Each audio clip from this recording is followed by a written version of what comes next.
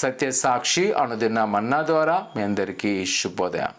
నేటి యొక్క వాగ్దానము హెబ్రీ పత్రిక 1:9 నిన్ను హెచ్చించినట్లుగా ఆనంద తైలముతో అభిషేకించును.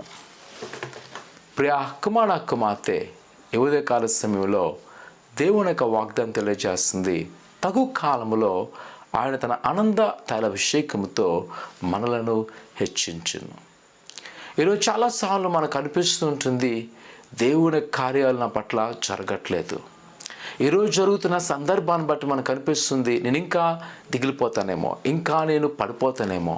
కానీ ఒక విషయాన్ని గ్రహించు, తగు కాలములో ఆయన నిన్ను హెచ్చింపబోతున్నాడు. ఈరోజు దేవుని కార్యాలు ఆలస్యమవుతుందని దిగులు చెందక, లేకపోతే నీకు నువ్వుగా నిరాశపడిపోక, ఇదిగో దేవుడంట ఒక ఉన్నతమైన ప్రణాళిక కలిగి ఉన్నాడు. ఆయనకంటూ ఒక ఆలోచన నీ పక్షమున, నా కుమార్తెని ఇదిగో ఈ విధంగా నేను అభివృద్ధి చేయాలని. ఒకవేళ మనము భక్తుడైన దావీదు గారి జీవితం చూస్తే, ఆయన అభిషేకించే సమయానికి ఆయన ఒక చిన్న బాలుడు, ఆయనకి ఎలాంటి యుద్ధ ప్రావీణ్యత లేదు.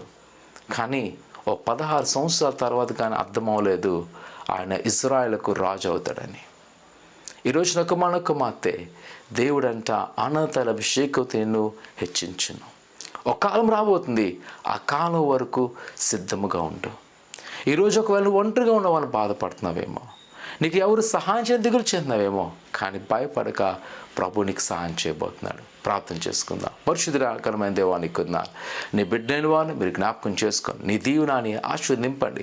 వారికున్న కొదులు, వారికున్న ప్రతి ఒక్క వేదన యేసు నామమున విడుదల చేయండి ప్రభా. ఇదిగో తండ్రి, ఎవరైతే ఇప్పుడు బలహీనంగా ఉన్నారో, ఇగో రానున్న కాలంలో బలవంతులుగా చేస్తున్నందుకు కొందాలు. వారిని లేవనెత్తండి, ఆశీర్వదించండి, ఫలింపచేసి నీ కృపాక్షములతో నింపి దీవించమని యేసు నామమున తండ్రి, ఆమేన్. ఆయన వాగ్దానం నమ్మకించండి.